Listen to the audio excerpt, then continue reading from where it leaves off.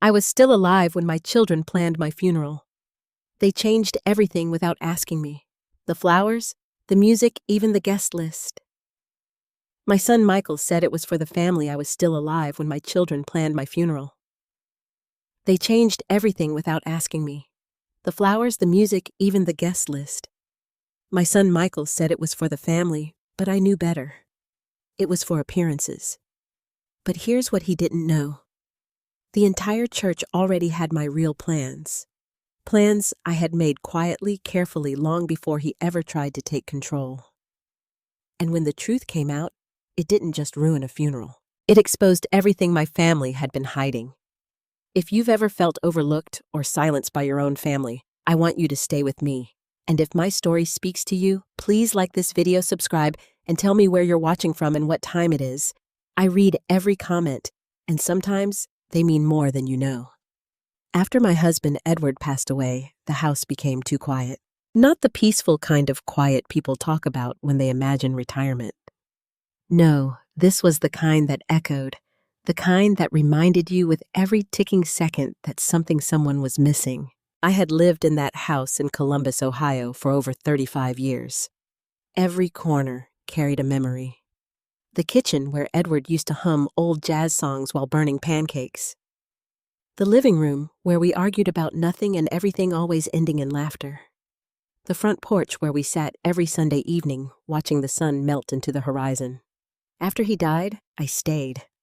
Everyone told me I should move, downsize, maybe go live closer to family.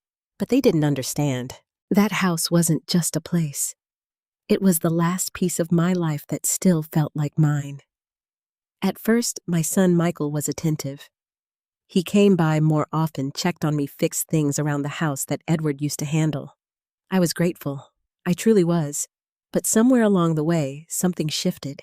It started small. "Mom, you shouldn't be handling your own finances anymore," he said one afternoon, standing in my kitchen like he owned the place. "It's safer if I manage things for you." "Mom, you shouldn't be handling your own finances anymore," he said one afternoon, standing in my kitchen like he owned the place. "It's just safer if I manage things for you." Safer. That word should have comforted me. Instead, it settled in my chest like a stone. I've been managing my own finances for over 40 years. "Michael," I replied gently, "I think I'm still capable." He smiled, but it wasn't the kind of smile that reached his eyes. "I know you are," he said quickly. "But things are different now. You've been forgetting things lately." I hadn't. Not really. I forgot where I put my glasses once. That was enough for him to build a case. A week later, he brought paperwork. "Just temporary," he said. "Just to help." I signed it. Because he was my son. Because I wanted to trust him. And because at the time, it felt easier than arguing. That was the beginning. Soon, Michael had access to everything. My accounts, my bills, even decisions about repairs in my own home. At first, he explained things to me. Then he stopped. When I asked questions, his tone changed. "Mom, you don't need to worry about that. Mom, it's already taken care of." "Mom, trust me." That phrase again. Trust me. The more he said it, the less I did. My daughter Laura was different. Or maybe she was worse in a quieter way. She lived in North Carolina far enough to always have an excuse. Busy with work, busy with life, busy with everything except me. She called every couple of weeks. "How are you, Mom?" "I'm fine, sweetheart." "You sure?" "Yes." And that was it. Neither of us said what we really meant. She didn't ask, and I didn't want to burden her. But there was something in her voice, something distant, detached, as if I had already become a responsibility she wasn't ready to carry. The only person who felt real anymore was my granddaughter Sophie, Laura's daughter. She was 22, studying nursing, and so she was 22 studying nursing, and so meow, she still saw me. Not as a problem, not as a task, but as a person. She visited when she could, sat with me in the kitchen, asked me questions about my life. Real questions. What was Grandpa like when you first met him and how she still saw me? Not as a problem, not as a task, but as a person. She visited when she could, sat with me in the kitchen, asked me questions about my life. Real questions. What was Grandpa like when you first met him? Were you ever scared to become a mom? Do you regret anything? No one had asked me questions like that in years. Not Michael, not Laura. Sophie listened. And when she listened, I felt like I still existed. It was during one of her visits that everything started to change.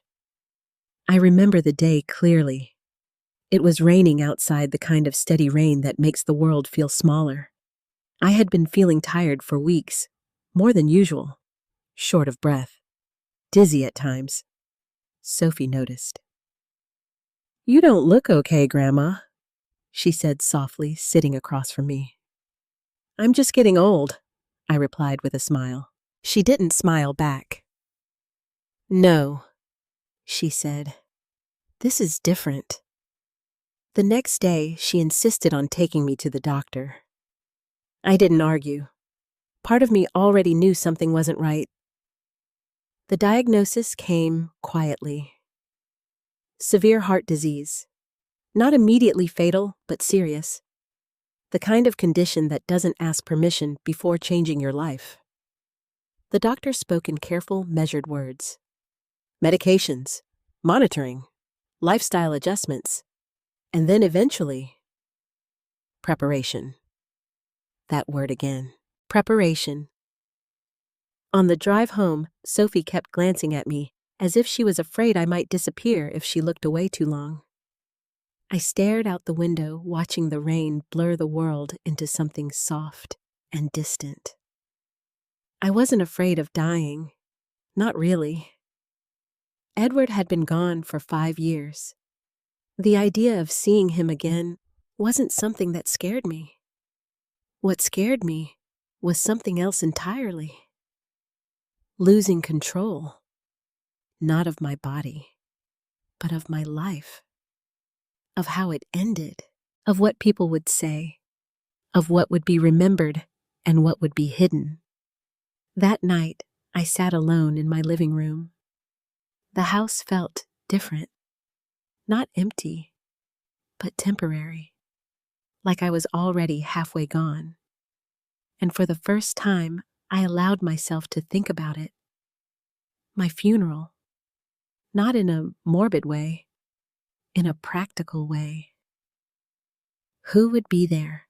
What would they say? What would they pretend not to know? I thought about Michael standing in front of a room full of people talking about what a wonderful mother I had been. I thought about Laura crying just enough to seem appropriate. I thought about strangers, people who barely knew me, sitting in polished pews, listening to a version of my life that felt edited, sanitized, safe. And suddenly, the idea made my chest tighten, not from illness, but from something deeper. I didn't want that. I didn't want a performance. I didn't want a beautiful lie. If my life was going to end, I wanted the truth to be there when I couldn't be. That was the moment everything became clear. I wasn't just preparing to die. I was preparing to be heard. And for the first time in a long time, I knew exactly what I needed to do. The morning after my diagnosis, I woke up earlier than usual. For a few seconds, I forgot everything. I lay there in bed, staring at the ceiling, listening to the faint hum of the refrigerator down the hall. It was a sound I had heard every day for years, something so ordinary it had become invisible. Then it came back. The doctor's voice. Careful. Measured. Detached. Severe heart disease. I closed my eyes, not in fear, but in clarity. Because something inside me had shifted. For months, maybe even years, I had been slowly giving things away. Small pieces at first. Decisions. Control.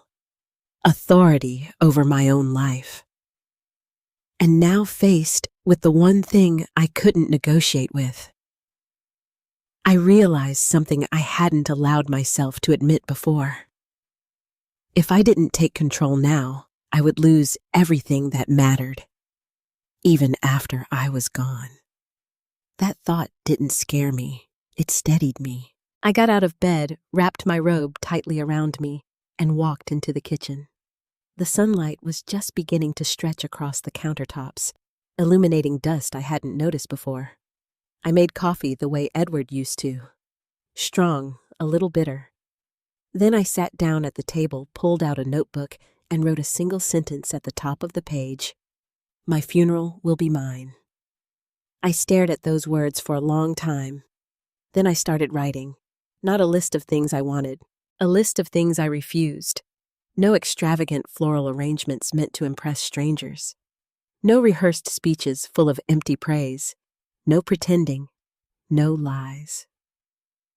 I didn't want people standing over me saying things they never said while I was alive. I didn't want Michael shaking hands with people playing the part of the devoted son. I didn't want Laura crying because it was expected of her.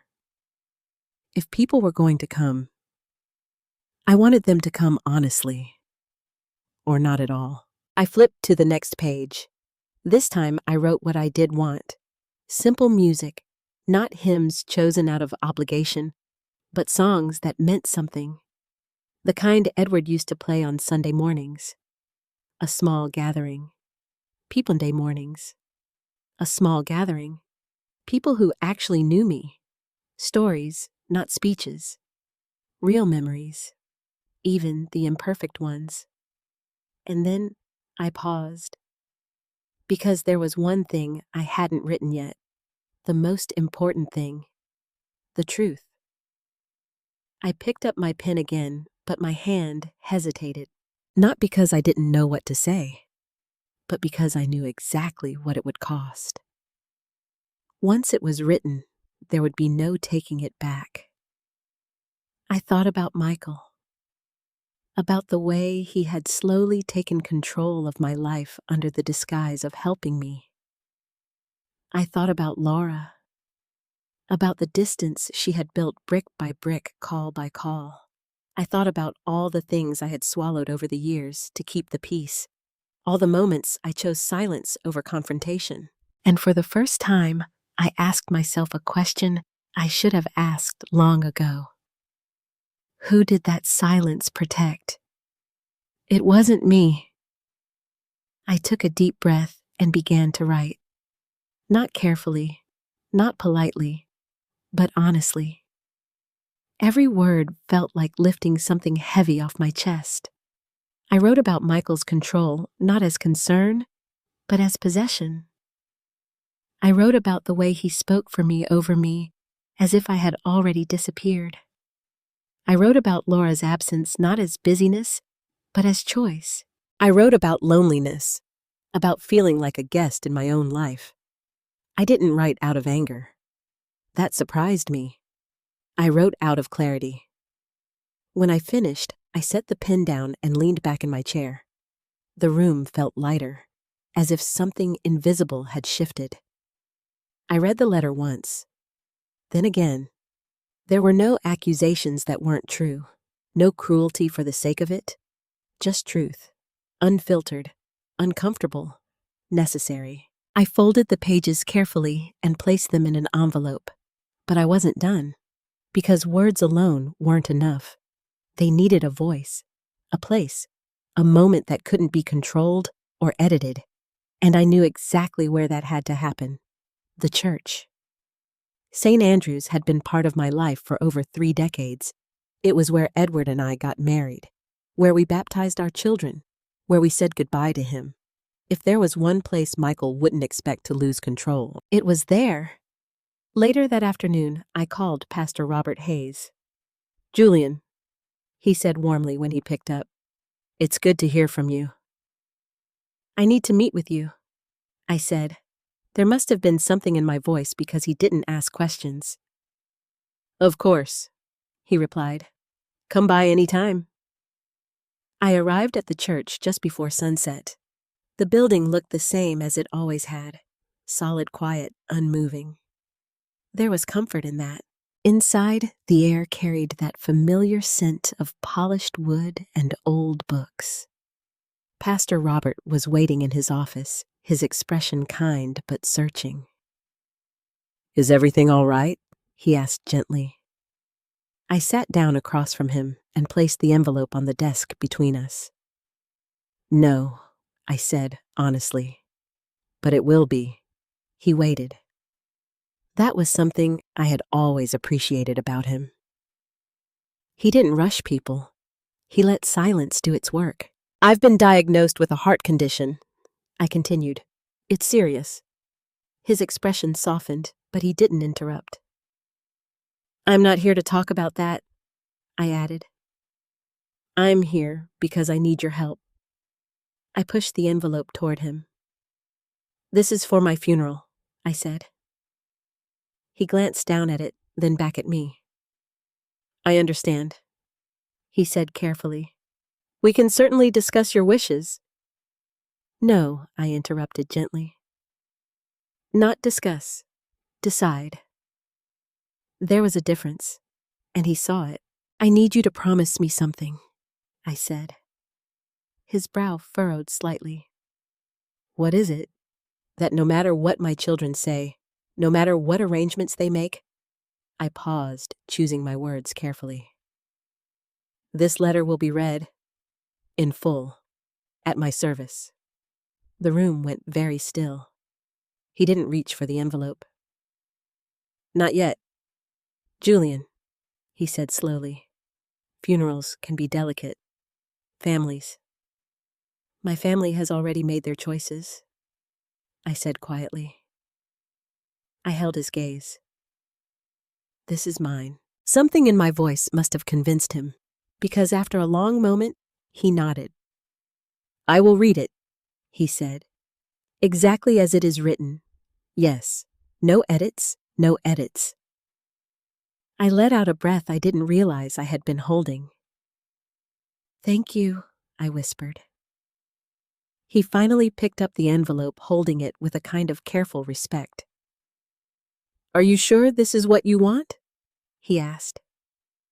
I didn't hesitate. For the first time in a long time, I said softly, "Yes." As I stood to leave, he spoke again. "Your children may not understand." I turned back to him. "They don't have to," I replied.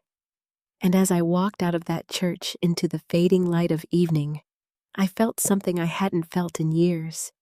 Not fear, not doubt, but control. And somewhere deep down, I knew this was only the beginning. I should have known Michael would find out. Men like him always do. Not because they're intuitive, but because they're controlling. And control has a way of sniffing out anything that threatens it. It happened 3 days after my meeting with Pastor Robert. I was in the kitchen again, standing at the sink, rinsing a coffee cup I hadn't even finished. My hands were slower these days. Not weak, just deliberate. Careful. I heard the front door open without a knock. That alone told me everything. "Mom." Michael's voice filled the house like it belonged there. I didn't turn around right away. "I'm in the kitchen," I replied calmly. His footsteps were quick, purposeful. When he stepped into the room, I could already feel it. The tension in the air like a storm just beginning to gather. He didn't sit down, didn't smile, didn't pretend. "What did you do?" he asked. I turned off the faucet, slowly dried my hands, and faced him. "That's a broad question," I said. His jaw tightened. "Don't do that," he snapped. "I just got off the phone with Pastor Hayes." There it was. "So that's how." I nodded slightly. "Then I suppose you already know." "I know you went behind my back," he said, his voice rising. "I know you're making arrangements without talking to me." I spoke to someone I trust. I corrected gently. That only made things worse. His eyes flashed not with hurt, but with offense. As your son, I should be the one handling these things, he said. That's my responsibility. Responsibility, another word that sounded noble. Until you looked closer. I didn't realize my death required management. I replied quietly. Mom, this isn't a joke, he snapped. I'm not joking. The silence that followed was sharp, uncomfortable. He took a step closer, lowering his voice as if that made him more reasonable. You're not thinking clearly, he said. You're emotional. That's normal, given everything, but that's exactly why I need to step in. There it was again, that quiet rewriting of reality. You think I'm incapable? I said. I think you're vulnerable, he corrected quickly. And you think vulnerability means surrender? That's not what I said. It's exactly what you've been doing. His expression hardened. For a moment, I saw something I hadn't allowed myself to see before. Not concern, not love, control. You signed those papers, Mom, he said. You gave me authority. I gave you help, I replied. Not ownership. That's not how it works. I held his gaze. It is now. That was the moment the conversation shifted, from disagreement to confrontation. He exhaled sharply, running a hand through his hair. Okay, he said, forcing a calmer tone. Let's just take a step back. What exactly did you tell Pastor Hayes? I didn't answer right away, not because I didn't want to, but because I understood something important. Every word I said would be used, adjusted, redirected, controlled. So I chose carefully. I made my wishes clear.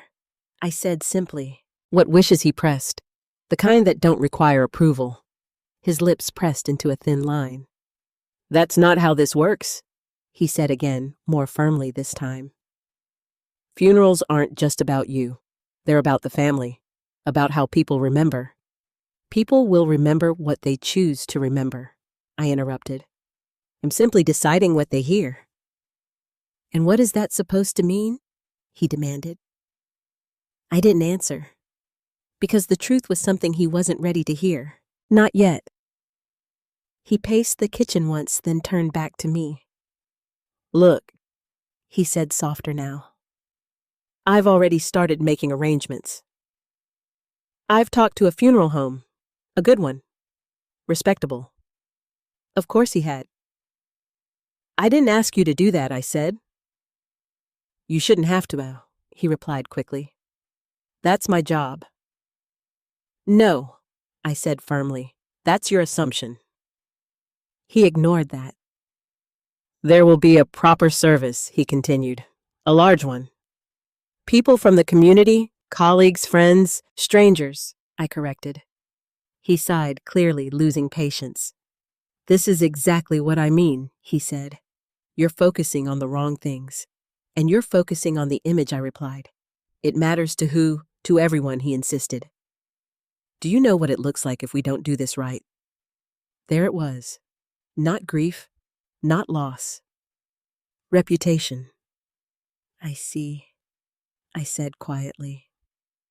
He didn't hear it, or maybe he chose not to. I've already put down a deposit, he added. It's handled. My stomach tightened. With whose money, I asked. He hesitated. Just for a second, but it was enough. Mom, that's not important. With whose money, Michael? He looked away.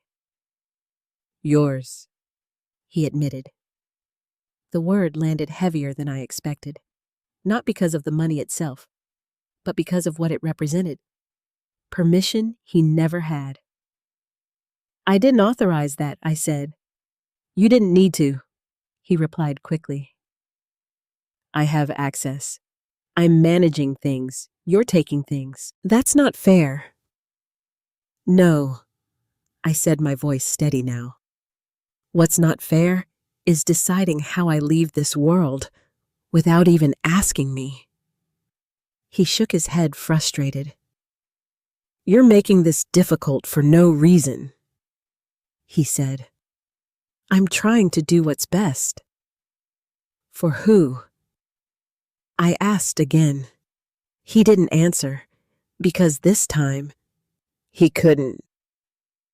The silence stretched between us, heavy, revealing, and for the first time, I saw it clearly. This wasn't about misunderstanding. This wasn't about concern. This was about control slipping, and him trying to grab it back. I'm not changing my plans, I said finally. He looked at me, disbelief flickering across his face. You don't have a choice, he said.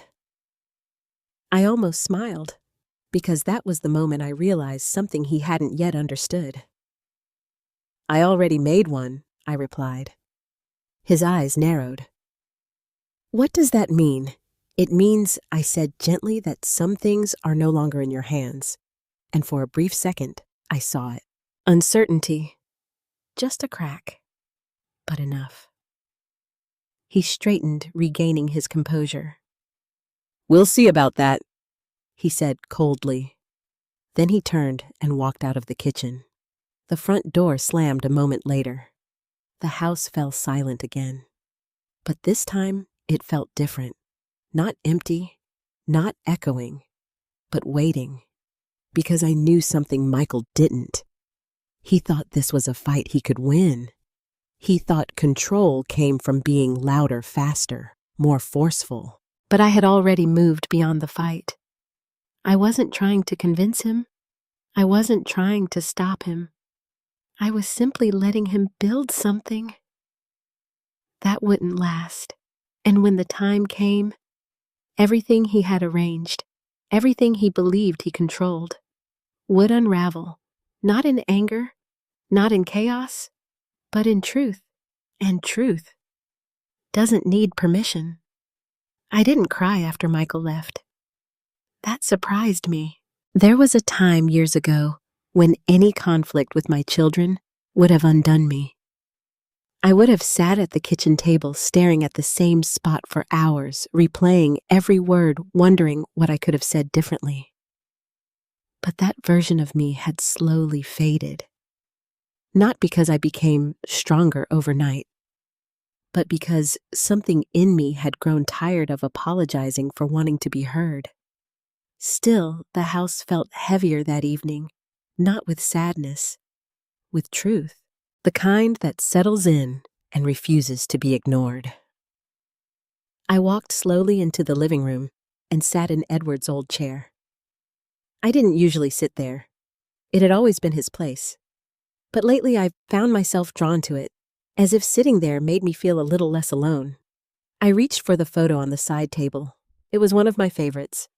Edward and I standing on the beach, one tangled in my hair, his arm wrapped around my shoulders like it always had been. Things have changed, I murmured softly. If he were here? No. I stopped that thought before it could finish. Because the truth was, if Edward were here, none of this would be happening. And that realization hurt in a way I hadn't fully allowed myself to feel before. I set the photo down gently. Then I did something I hadn't done in a long time. I opened the file drawer. Inside were years of documents, insurance papers, old tax returns, medical records, things I had trusted Michael to manage once he stepped in. I hesitated. Then I began to look. At first, everything seemed normal, organized, neat, efficient, just like Michael liked it. But the longer I looked, the more something felt off. There were missing statements, gaps in dates, transfers I didn't recognize. I frowned, pulling out a folder labeled house maintenance. Inside were invoices, repairs, upgrades, services I didn't remember approving. Some of them made sense, others didn't.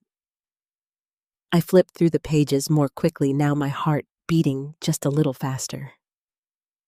There it was. A charge for landscaping, $5,000. I hadn't had any landscaping done. Another for structural inspection. Another for interior upgrades. None of it matched what I could see in my own home. I leaned back in the chair, the papers trembling slightly in my hands. "Michael," I whispered. I didn't want to jump to conclusions. I didn't want to believe the worst. But something inside me, the same instinct that had been quietly warning me for months, spoke louder now. This wasn't just control. This was something else. I gathered the papers and placed them neatly on the table. Then I reached for my phone. For a moment, I considered calling him, asking for an explanation, giving him a chance to explain. But I already knew how that conversation would go. He would deflect, minimize, turn it into concern, make me feel like I was overreacting, and somehow I would end up apologizing. No, not this time. Instead, I called someone else. "Hello?" Sophie's voice came through warm and familiar. "Sophie?" I said, my voice softer than I expected. "Are you busy? For you never?" She replied immediately. "What's wrong?" That simple question nearly broke me, not because I didn't have an answer, but because she asked it like she truly wanted to know. "I need your help," I said. There was no hesitate on. "I'll be there in 20 minutes. Not because I didn't have an answer, but because she asked it like she truly wanted to know. "I need your help," I said.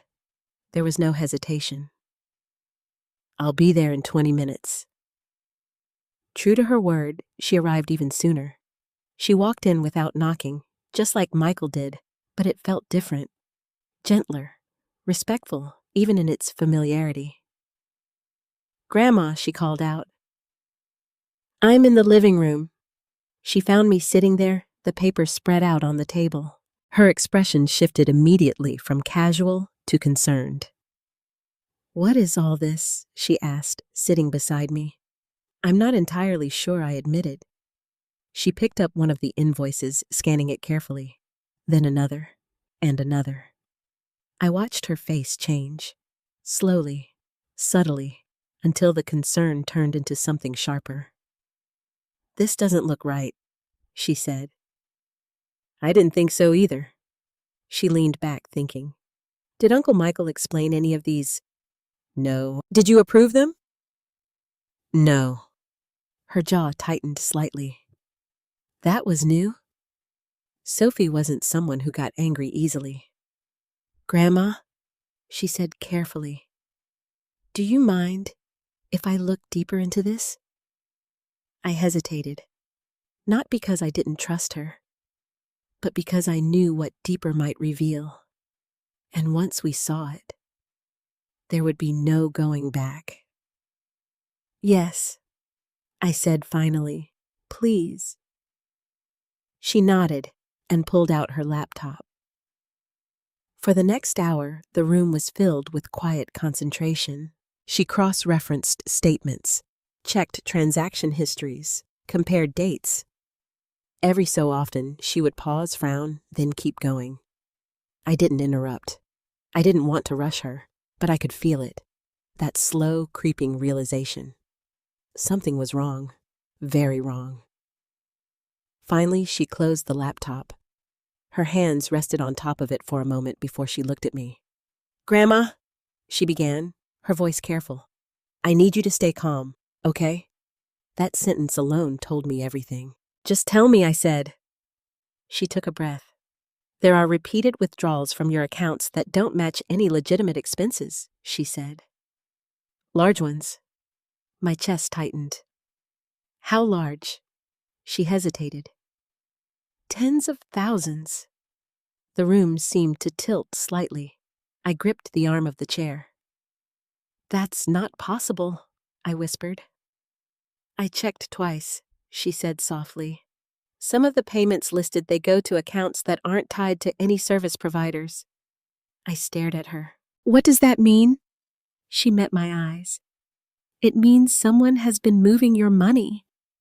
There was no accusation in her voice, no dramatics, just truth. Clear, unavoidable, and the only person who has access. I said slowly. She didn't finish the sentence. She didn't have to. Michael, my son, the boy I had raised, the man I had trusted. I felt something inside me crack, not loudly, not dramatically, but quietly, like something that had been holding together for a long time, finally giving way. I wanted to believe. I murmured. I know, Sophie said gently, placing her hand over mine. I thought maybe I was imagining things. I continued. That I was being unfair. You weren't. The certainty in her voice steadied me more than anything else could have. For a long moment, neither of us spoke. Then she asked the question I had been avoiding. What do you want to do? I looked at the papers, at the numbers, at the evidence of something I never thought I would have to face. Then I looked at her, at the only person in that moment who felt honest, real. I'm not going to confront him, I said. Her brows lifted slightly. You're not? No. Why not? I took a slow breath. Because he already thinks he's in control, I said quietly. And I want him to keep thinking that. She studied me for a moment. Then something in her expression shifted. Understanding. You already have a plan, she said. I didn't smile, but I didn't deny it either. Yes, I replied softly, and for the first time since we started looking at those papers, I didn't feel powerless. I felt prepared, because I felt prepared, because what Michael didn't realize was that he hadn't just crossed a line. He had given me exactly what I needed, proof, and soon everyone else would see it too. That night, after Sophie left, I didn't turn on the television. I didn't make tea. I didn't even bother turning on the lights in the living room. I just sat there, in the dim glow of the hallway lamp, letting everything settle. Because once the truth reveals itself, there's no rushing past it. You have to sit with it. And I did. Not as a victim, but as someone finally seeing the full picture. Michael hadn't just been controlling. He had been taking, quietly, gradually, confidently. And the worst part wasn't the money. It was the assumption, the belief that I wouldn't notice, or worse, that I wouldn't do anything even if I did. I leaned my head back against the chair and closed my eyes. For a brief moment, I allowed myself to feel it. The betrayal. Not loud, not explosive, but deep, heavy. Like something sinking slowly inside me. Then just as quietly, it shifted into something else. Clarity. Because suddenly, everything made sense. The urgency in his voice about the funeral.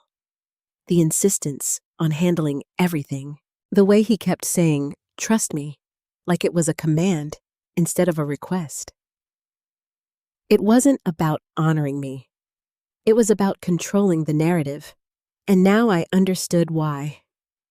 I opened my eyes and reached for the notebook I had left on the table, the same one where I had written my funeral wishes. I flipped to a new page. This time, I wasn't writing about what I wanted. I was writing about what needed to happen. Not emotionally, logically. Step by step. First, documentation. Sophie already had the records, but I needed copies, physical ones, organized. clear, something undeniable. Second protection, not just of my assets, but of my intentions. If Michael was willing to override my funeral wishes, he would certainly try to interfere with anything else. Third, timing. That was the most important part, because this wasn't something I could confront directly. If I accused him now, he would deny it. He would twist it, possibly even cut off my access entirely. No. This needed to happen in a way he couldn't control, a way that removed his ability to rewrite the story. I stared at the page, the pen still in my hand. There was only one moment where that could happen. After I was gone. The thought didn't frighten me. It sharpened me. Because if the truth was going to come out, it had to come out when he had the least power to stop it, which meant everything had to be set in place beforehand. Carefully, quietly, irreversibly. The next morning I called Pastor Robert again. "Julian," he answered, a hint of surprise in his voice. "Everything all right? I need to meet with you again," I said. There was a pause. "Of course," he replied. "Is this about the letter?" "Yes," I said, "and more." When I arrived at the church, he was already waiting. This time, I didn't sit right away. I placed a folder on his desk, thicker than the envelope from before. He looked at it, then at me. "What is this?" he asked. "Proof," I said simply. He frowned slightly, but opened it. As he flipped through the pages, his expression changed. Not dramatically, but enough. Concern, then confusion, then something deeper. "Julian," he said slowly, "these are financial records." "Yes, and they show I know what they show." I interrupted gently. He looked up at me. "Does your son know that you've seen this? No, and you don't plan to tell him no?" He leaned back in his chair, studying me carefully. "This is serious," he said. "This isn't just a family disagreement. I'm aware. You could take legal action." "I could," I agreed. "And you're choosing not to." "Yes." "Why?" That question deserved an honest answer. "Because this isn't about punishment," I said quietly. "It's about truth." He didn't respond right away, so I continued. "If I confront him now, he'll deny everything," I said. "He'll make it complicated, messy, confusing, and somehow it will turn into a situation where I'm the one being questioned." Pastor Robert nodded slowly. "That does happen," he admitted. "But if the truth comes out later," I added, "in a place where he can't interrupt, can't redirect, can't silence the church," he said softly. "Yes." He closed the folder carefully. "You want this included in your service?" he said. "I want it acknowledged," I replied. "Not as an attack, not as revenge, but as fact." He exhaled slowly. "That will have consequences." "I know. For your family. I know. For how people see them. I know." He held my gaze. "And you're at peace with that?" I thought about it. About Michael. About Laura. About the years of silence. The moments I chose comfort over truth. "I'm at peace with the truth," I said. That seemed to settle something in him.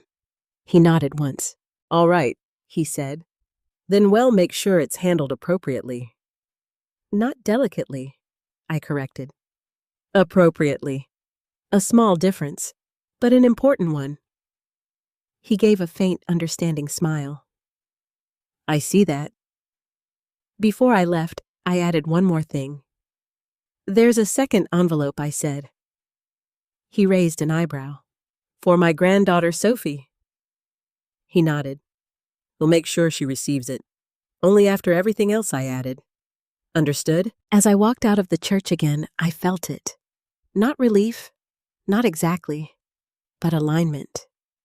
For the first time in a long time, everything I was doing matched what I believed. There was no pretending anymore, no waiting, no hoping things would fix themselves. There was only action, quiet, deliberate, final. That afternoon, I called my lawyer, a man named Richard Coleman, someone Edward and I had trusted for years. "Julian," he said warmly. "It's been a while." "It has," I replied, "and I need your help."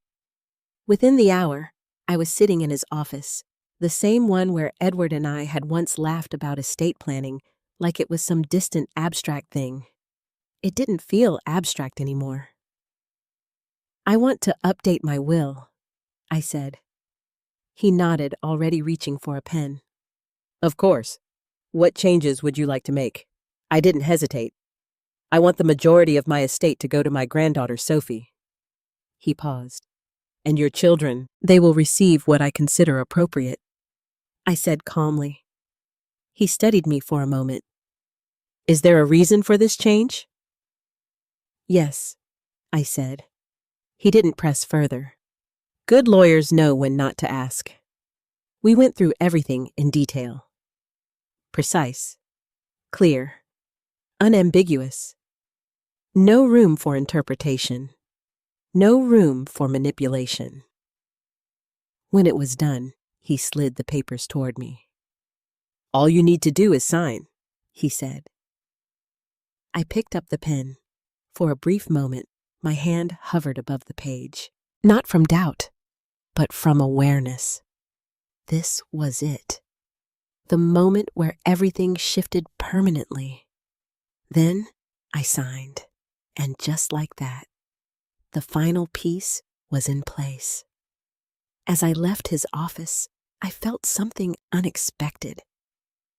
Not sadness, not regret, but strength. Because Michael still believed he was in control. He believed the story would unfold the way he planned it. He believed he had already won.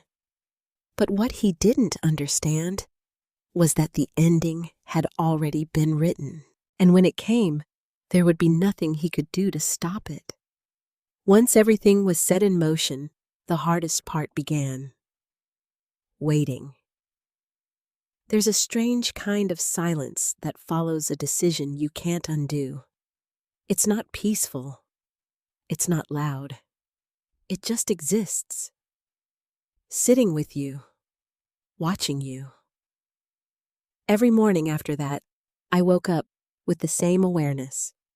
There was nothing left to prepare. Everything important had already been decided.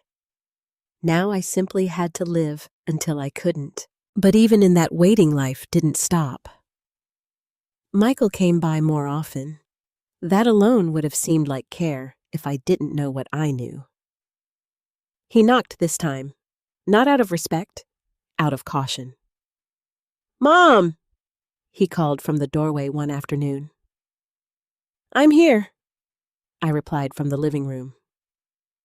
He stepped inside, scanning the room quickly, as if looking for something that didn't belong. Or perhaps something that had changed. "How are you feeling?" he asked. Better actor this time. "More measured?" "I'm all right," I said. He nodded, but his eyes lingered on the table. "Empty now. No papers, no evidence, just a quiet room." "You should rest more," he added. "You've been pushing yourself." I almost smiled. Concern, more measured. "I'm all right," I said. He nodded, but his eyes lingered on the table. "Empty now. No papers, no evidence, just a quiet room." "You should rest more," he added. "You've been pushing yourself." I almost smiled. Concern delivered like a script. "I'll keep that in mind," I replied. He sat down across from me. That was new. Usually he stayed standing, always in motion, always in control. Today, he stayed, studying me, trying to read something he couldn't quite reach. "I've been finalizing the funeral arrangements," he said carefully. Of course he had. "And?" I asked. It's going to be appropriate, he said. A good turnout, people who matter. People who matter, not people who care. I nodded slowly. I'm sure it will be exactly what you want, I said. He didn't catch it. Or maybe he did and chose not to respond. There will be a reception afterward, he continued. Catered. I've already arranged for a speaker someone respected in the community. A speaker, I repeated. Yes, someone who can represent your life properly. Properly. That word again. As if my life required translation. As if my life required translation. As if it needed to be reshaped into something presentable. And Pastor Robert? I asked casually. Michael's posture shifted slightly. He'll be involved, he said, of CRs. But we've agreed on the structure, if it needed to be reshaped into something presentable. And Pastor Robert? I asked casually. Michael's posture shifted slightly. He'll be involved, he said. Of course, but we've agreed on the structure. We've agreed. I almost laughed, but I didn't, because this wasn't the moment. Not yet. That's good, I said quietly. He relaxed just a fraction. He thought the tension had passed, that I had accepted things, that the resistance was over. And in a way, he was right. I had stopped resisting, but not because I gave in, because I had moved beyond the need to fight him at all. After a few more minutes of careful conversation, he stood. Well, he said, smoothing his jacket. I just wanted to check in. Of course, check in. Monitor. Thank you, I said. He hesitated at the door. Mom, he began. I looked up. For a moment, just a moment, something flickered in his expression. Something almost human. Everything I'm doing, he said slowly, it's for the best. There it was again, that justification, that quiet rewriting of reality. I held his gaze. I hope you believe that, I said. He didn't answer. He just nodded and left. The door closed softly behind him. And once again, the house was quiet, but not empty. Never empty anymore. Because now the silence carried something else. Expectation. Later that evening, Sophie came by again. This time, she didn't bring her laptop. She brought groceries. You haven't been eating properly? She said, setting the bags on the counter like it was the most natural thing in the world. I've been eating, I replied. Toast doesn't count, she said. I laughed, really laughed, for the first time in days. You sound like your grandfather, I said. She smiled. You'll take that as a compliment. We cooked together. Simple things, soup, bread, nothing complicated. But there was comfort in it, in the rhythm, in the normalcy. For a little while, it felt like life before everything became. I'll take that as a compliment. We cooked together, simple things, soup, bread, nothing complicated, but there was comfort in it, in the rhythm, in the normalcy. For a little while, it felt like life before everything became complicated. Have you heard from Mom? She asked casually. I shook my head. Not since last week. Sophie nodded, but I could see it in her face. She wasn't surprised. She's probably waiting, she said. For what? She hesitated, then shrugged lightly. For things to resolve themselves. I understood what she meant. Laura had always been like that. Not confrontational, not involved, just distant enough to avoid responsibility. Sometimes I said slowly, not choosing is still a choice. Sophie looked at me. I know, she said quietly. We ate in the living room. No television, no distractions. Just conversation. And for a moment, that was enough. Before she left, she turned to me. Grandma? She said, more serious now. Are you sure about everything I knew what she meant? Not just the will. Not just the plan. Everything. Yes, I said. Even if it hurts them, I considered that. Not quickly. Not lightly. Then I answered. It might, I admitted, but the truth isn't what hurts people. She frowned slightly. What is then being exposed to it when they've spent their whole lives avoiding it? I said softly. She didn't respond right away. Then she nodded. I think I understand. Before she left, she hugged me tightly, longer than usual, as if she was holding on to something she couldn't quite name. Get some rest, she said. I will. After she was gone, I stood alone in the hallway for a moment, listening, breathing, feeling the quiet settle again. And then I went to the drawer, the one I hadn't touched since the meeting with Pastor Robert. Inside, there were 2 envelopes. The first, the one he would read. The second, the one meant only for Sophie. I picked up the second one, ran my fingers along the edge. There were things in that letter I hadn't said out loud, things that didn't belong in a public room, things meant for someone who would understand, someone who had listened when no one else did. I placed it back carefully, closed the drawer, and stood there for a long moment, because now everything was ready. The truth, the proof, the timing, all of it, and somewhere not far from now, it would all come together, not in chaos, not in anger, but in a moment no one could stop. And when it did, there would be no more pretending, no more control, no more rewriting the story.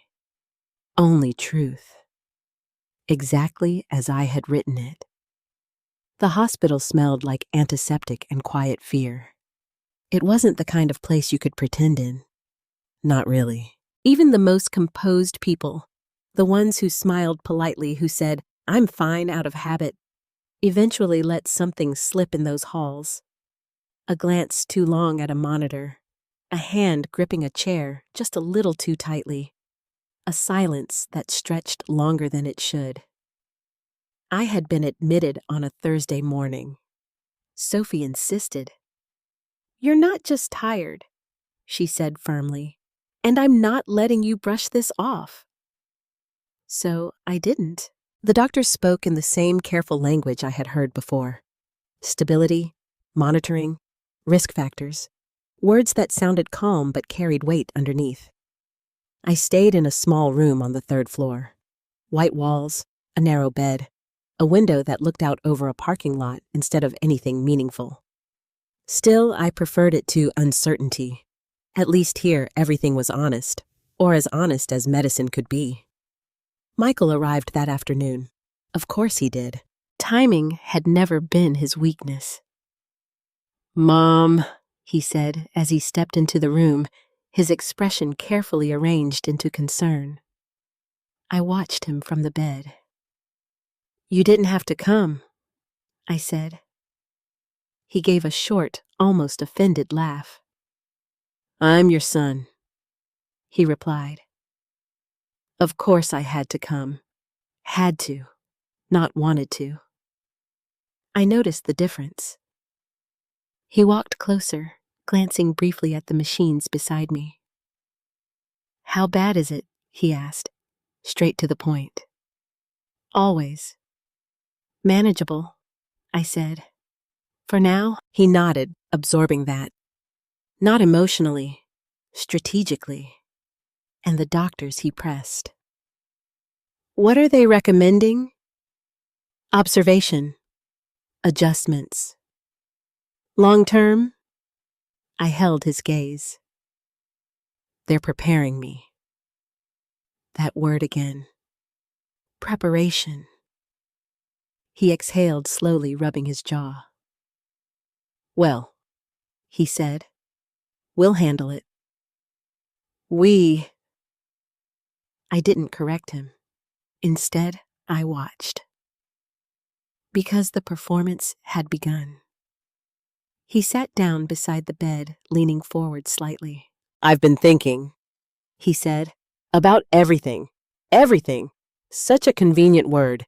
And," I asked, "I think it's important we stay organized," he continued. "Clear communication. No confusion." No confusion. What he meant was no surprises. "I agree," I said softly.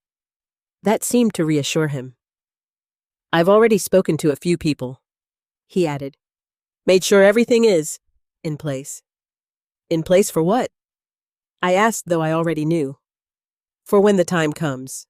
There it was. No hesitation, no discomfort, just logistics. "And what time is that, Michael?" I asked gently.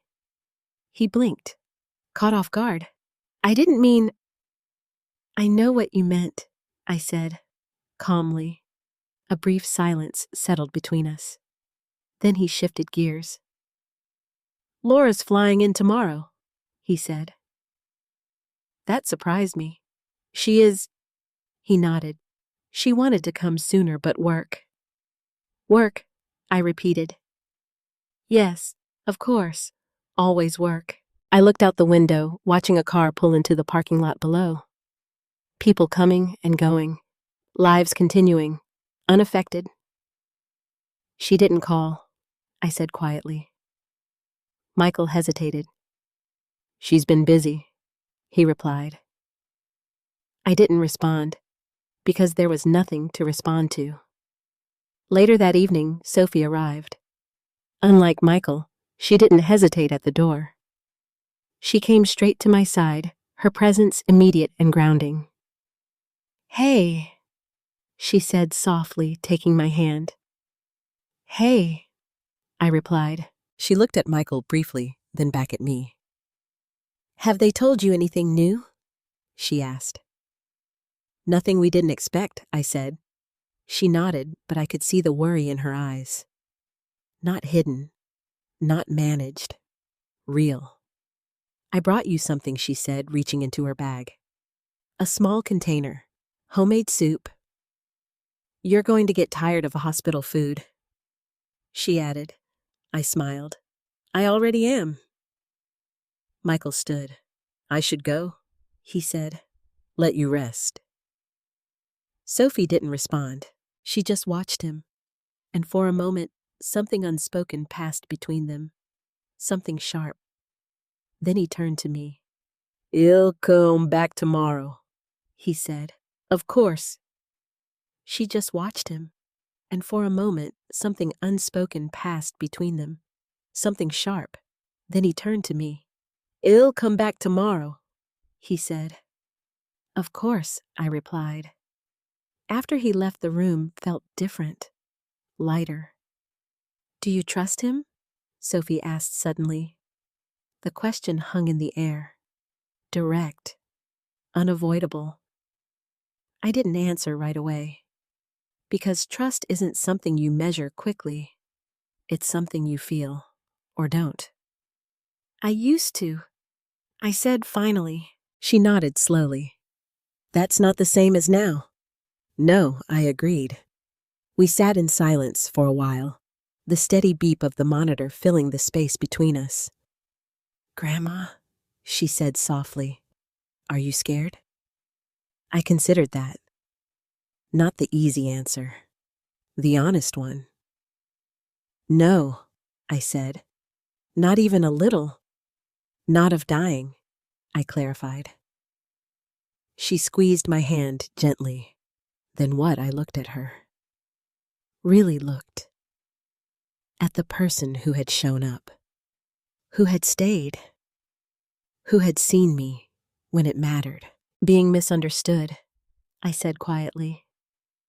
Her brow furrowed. "After everything," I continued, "I don't want to leave this world with people telling a version of my life that isn't true." She didn't speak. She just listened, like she always did. "That's why this matters," I added. "The plan," she said. "Yes," she nodded slowly. "I'll make sure it happens," she said. I smiled faintly. "I know you will." The next day, Laura arrived. She stood in the doorway for a moment before stepping inside, as if she wasn't entirely sure she belonged there. "Mom," she said, her voice softer than I remembered. "Laura." She stood in the doorway for a moment before stepping inside, as if she wasn't entirely sure she belonged there. "Mom," she said, her voice softer than I remembered. "Laura," I replied. She walked over, hesitated, then leaned in to hug me. It was brief, careful, like she was afraid of breaking something fragile. "How are you feeling?" she asked. "Still here," I said. She smiled weakly. "That's good." She sat down, smoothing her skirt nervously. "I should have come sooner," she said. "You're here now," I replied. That seemed to relieve her, as if forgiveness had been granted without being asked for. Michael arrived shortly after. The three of them in the same room felt strange. Not like a family. More like people playing roles they hadn't rehearsed together.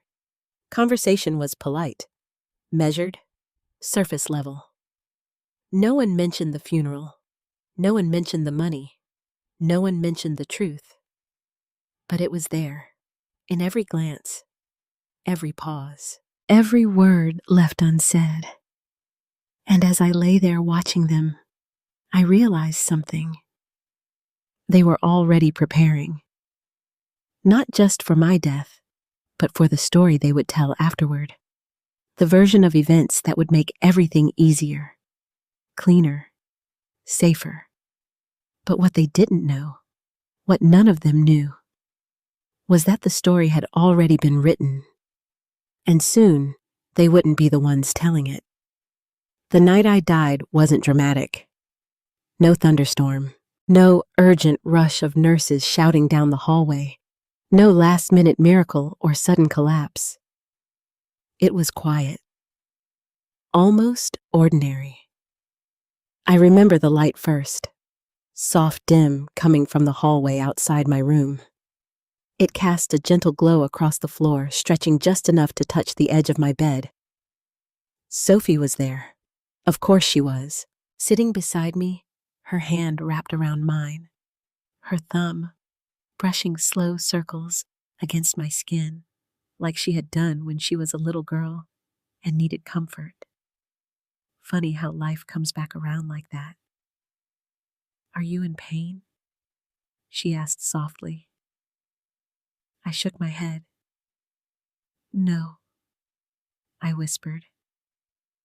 "Just tired." That was the truth. Not tired in the way sleep could fix, but in the way that comes when your body has carried you as far as it can. She nodded, her eyes glistening but steady. "I'm right here," she said. "I know," I replied. And I did. I felt it. Not just her presence, her care. Real. Unfiltered. Nothing like the careful performances I had been watching over the past few days. Michael had left earlier that evening. He said he had calls to make.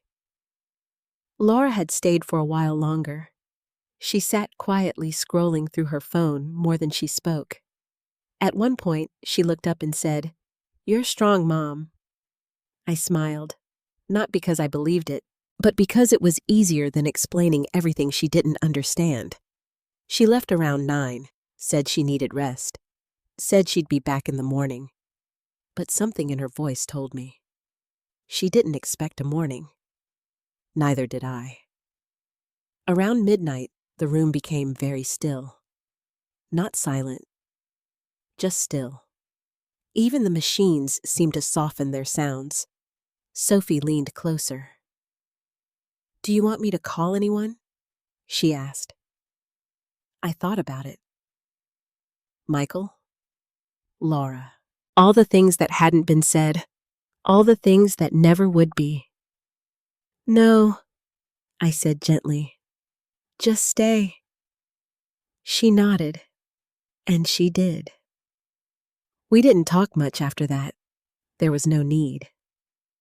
Some moments don't require words. They require presence. And she gave me that, in a way no one else had. I closed my eyes for a while, not sleeping, just resting, letting my thoughts drift. I thought about Edward, not as he was at the end, but as he was in the beginning, laughing, teasing, standing on that beach holding me like the world couldn't take me away. I thought about my children, not the people they had become, but the children they once were. Michael running through the backyard chasing nothing but sunlight. Laura sitting on the kitchen floor drawing pictures she insisted were masterpieces. I had loved them completely. That had never been the problem. The problem was love without boundaries. Love that gave too much, allowed too much, excused too much. And somewhere along the way, they learned that love would always forgive, even when it shouldn't. I opened my eyes again. Sophie was still there, still holding my hand, still watching me. "Grandma?" she said softly. "Yes." Her voice trembled slightly. "I'm not ready." Neither was I, not really, but readiness isn't something we control. I squeezed her hand gently. "You don't have to be," I said. A tear slipped down her cheek. "I don't know what to do without you," she whispered. I smiled faintly. "You already do," I said. "You just don't know it yet." She shook her head, but she didn't argue, because deep down, she understood. "You're stronger than you think," I added. "I don't feel strong." "You don't have to feel it," I said. "You just have to be it." The room grew quieter. Or maybe I just began to hear less of it. My breathing slowed, each breath more deliberate than the last. Not forced, just spaced out, like the body was gently letting go. Grandma Sophie's voice came again, closer now. "I'm here," I whispered.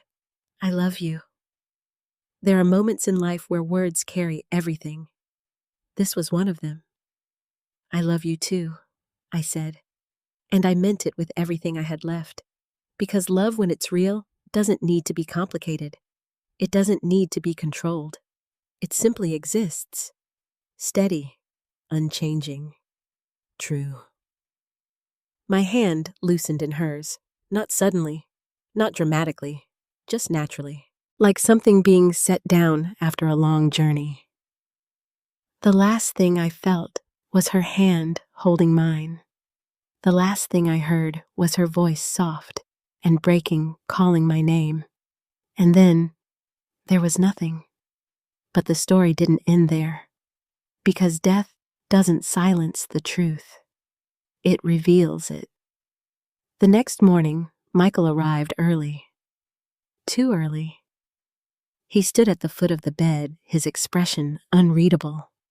Sophie hadn't moved. She was still sitting there, her hand resting on mine, as if letting go wasn't something she was ready to do. "It's done," Michael said quietly. Not to me, to the room, to the situation, to himself. Laura arrived shortly after. She stopped at the door, took in the scene, and then covered her mouth, her shoulders shaking slightly. It looked like grief. Maybe it was. Or maybe it was something else. Something mixed, complicated, unfinished. Michael stepped in, already shifting into motion. "I'll call the funeral home," he said. "We need to start making arrangements." Arrangements, so quickly, so efficiently, as if this moment was just another task to complete. Sophie looked up at him, her eyes red, sharp. "No," she said. The word surprised him. "What do you mean, no?" he asked. "She had plans," Sophie said firmly. Michael's jaw tightened. I know she did, he replied, but we've already discussed. You discussed, Sophie interrupted. That stopped him, for a second. Just long enough. She made her wishes clear. Sophie continued, and they're going to be followed. Michael's expression hardened. That's not your decision, he said. Sophie stood slowly, but there was nothing weak about her. Actually, she said, her voice steady, it's not yours either. The room fell silent. Laura looked between them, uncertain, uncomfortable. What's going on? She asked. Neither of them answered right away, because this was the beginning, not of grief, not of closure, but of something much bigger, something none of them were ready for. Because while Michael believed he was about to take control, while he believed everything would go according to his plan, he didn't know. He couldn't know that the moment he had been preparing for was the moment everything would begin to fall apart. The funeral was scheduled faster than I would have expected. Not because of grief, but because Michael moved quickly. Efficiency had always been his strength, or at least his illusion of strength. Within 48 hours, everything was arranged. The church, the flowers, the catering, the guest list. He called people I hadn't spoken to in years, old colleagues, neighbors who barely knew me, community members whose names I might not have remembered. It wasn't about connection. It was about appearance. And Michael understood appearance better than anyone. The morning of the service, the church was already full before the doors officially opened. People stood in small clusters, whispering politely, their voices hushed out of respect, or perhaps curiosity. Such a sudden loss. She seemed fine just months ago. She was always so quiet. I would have smiled at that last one. Quiet. That's how they saw me. Not wrong, but not complete either. Michael stood near the front, dressed in a perfectly tailored black suit. Everything about him was composed, controlled. He greeted guests with firm handshakes, measured nods, and just the right amount of solemnity. Thank you for coming. She meant a lot to all of us. We appreciate your support. The words were correct, practiced, flawless. Laura stood nearby, a step behind him. Her eyes were red, but her expression was distant. She accepted hugs, murmured soft thank yous, played her role. But there was something missing. Not grief, something deeper. Connection. Sophie arrived last. She didn't rush, didn't try to blend into the crowd. She walked straight down the aisle, her posture steady, her expression unreadable. People turned to look at her. Some recognized her. Most didn't. But there was something about her presence that drew attention. Not loud, not dramatic, just certain. Michael noticed her immediately. Of course he did. His eyes narrowed slightly as she approached. You're late, he said quietly. Sophie didn't respond right away. She looked around the church first, at the crowd, at the flowers, at the polished casket at the front. Everything so perfect, so carefully constructed. Then she looked at him. No, she said calmly. I'm right on time. Something in her tone made him pause. Just for a second. Then he recovered. Well, he said, straightening his jacket, we're about to begin. She nodded. Good. She moved past him without another word and took a seat in the front row. Not beside him. Not beside Laura. Alone. That didn't go unnoticed. The service began shortly after. Pastor Robert stood at the front, his expression solemn but composed.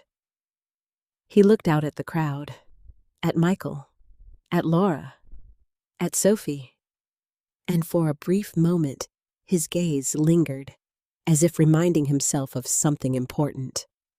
Then he began.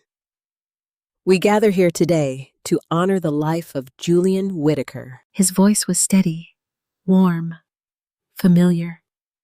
He spoke about my kindness, my quiet strength, my devotion to family, the version of me people expected to hear. And for a while, Michael relaxed. This was going exactly as he had planned. A respectful service, a polished narrative, a controlled ending. Then came the speeches. The respected speaker Michael had arranged went first. A man in his 60s, well-dressed, confident. He spoke about reputation, legacy, community impact. He used words like graceful, dignified, and well-respected. It sounded impressive, convincing, almost real, but not quite. Because it wasn't my voice. It was an interpretation, a performance. When he finished, the audience applauded softly. Michael nodded in approval, satisfied. Then Pastor Robert stepped forward again. There is one more part of this service, he said. Michael frowned slightly. That hadn't been part of the schedule. I was asked. The pastor continued by Julian herself to share something with all of you. The room shifted, subtly, a ripple of curiosity. Michael's posture stiffened. He turned slightly toward the pastor. What is he doing? He whispered under his breath. Laura looked confused. Sophie didn't move.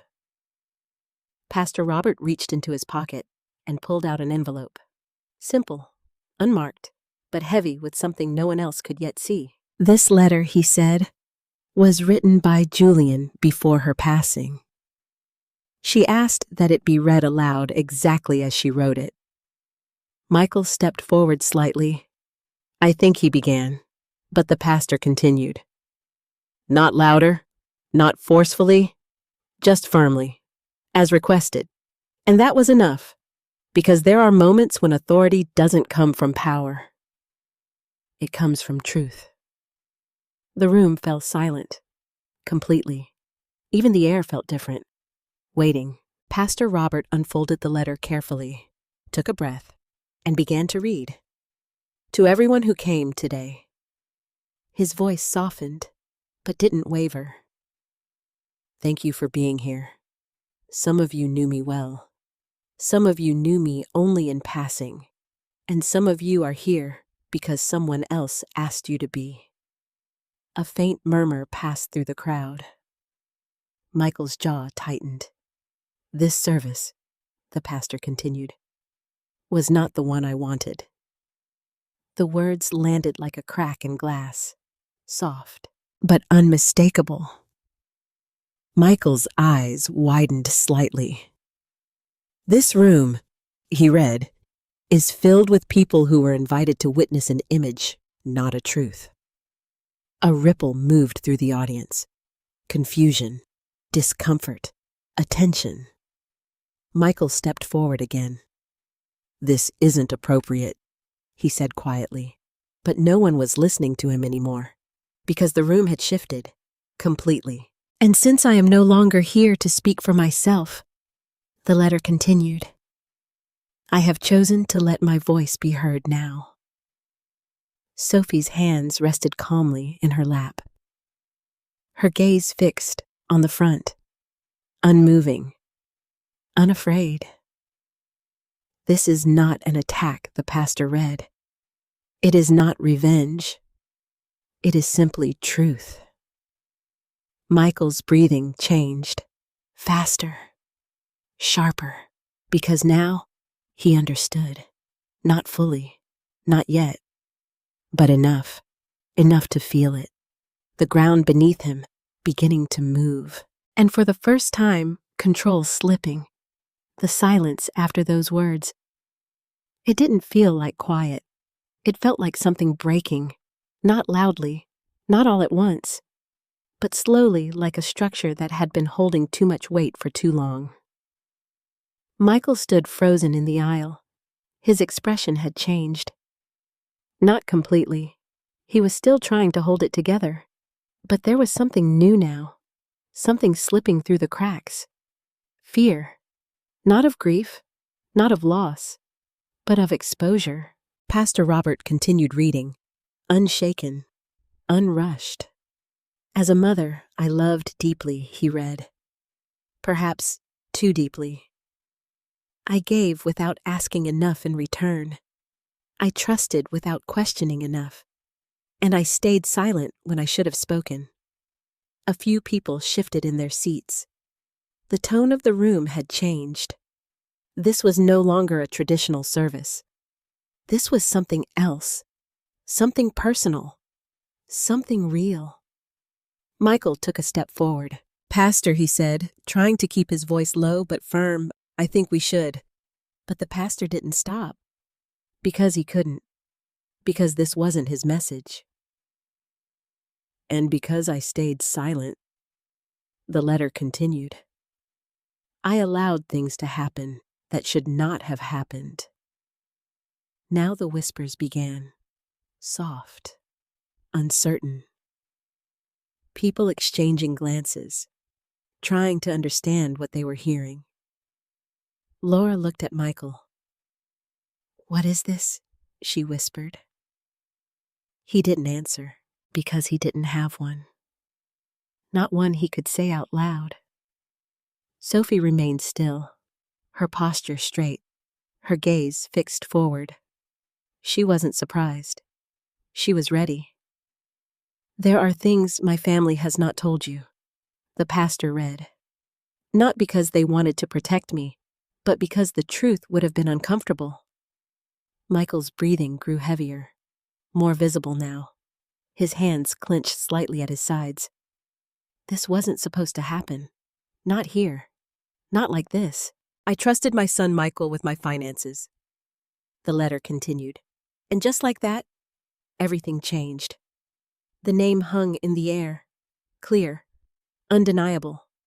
People turned. Not all at once, but enough. Enough to shift the focus. Michael's face lost color. This is inappropriate, he said more loudly now.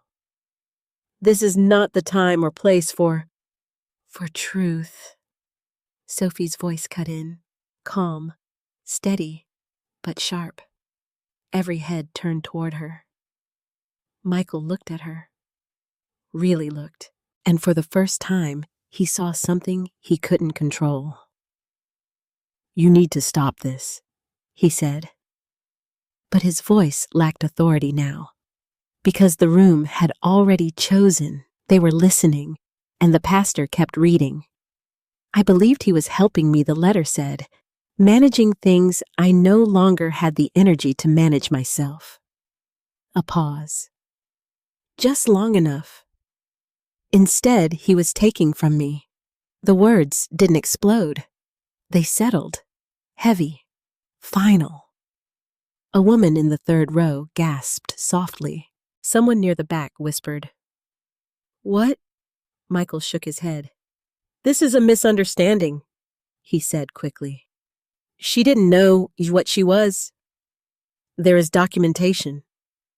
Someone near the back whispered, What? Michael shook his head. This is a misunderstanding, he said quickly. She didn't know. He said quickly. She didn't know what she was. There is documentation. The pastor continued, his voice still calm, still unwavering. That stopped him. Completely. Detailed records he read of withdrawals, transfers, and expenses that I did not approve. What she was. There is documentation. The pastor continued, his voice still calm, still unwavering. That stopped him. Completely. Detailed records he read of withdrawals, transfers, and expenses that I did not approve. Michael's mouth opened, then closed, because denial requires confidence, and confidence was fading.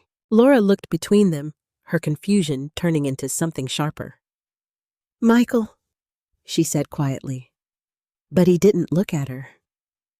He couldn't, because now it wasn't just a private moment. It was public, and there was nowhere to hide. "I do not say this to shame him," the letter continued. "I say this because silence would allow the story to continue, and I refuse to let that happen." Sophie's hands tightened slightly in her lap, not out of fear, out of restraint, holding steady, letting it unfold. "I forgive him," the pastor read. That surprised everyone, even Michael. "I forgive him," the letter repeated, "not because what he did was acceptable, but because I will not carry that weight with me." The tension in the room shifted again. Confusion, relief, discomfort. How could forgiveness exist here, in this moment? With that said, the letter continued, "Forgiveness does not erase truth." And there it was. The balance, the line that couldn't be crossed. Michael let out a breath he didn't realize he'd been holding. But it wasn't relief. It was realization. This wasn't going to stop. Not half. This wasn't going to stop. Not halfway. Not gently. "I have made changes to my will," the pastor read. Another ripple. Sharper this time. "Those who respected my voice will be honored. Those who ignored it will not. Weigh. Not gently." "I have made changes to my will," the pastor read. Another ripple. Sharper this time. "Those who respected my voice will be honored. Those who ignored it will not." Laura's eyes widened. She turned to Michael. "What does that mean?" she whispered. He still didn't answer. Because he already knew, or at least he was beginning to. "My granddaughter Sophie," the letter continued, "has shown me what it means to truly listen to care without control and to stand with someone not over them." Sophie blinked once, slowly, emotion flickering across her face for the first time. "She will receive the majority of my estate," the pastor read.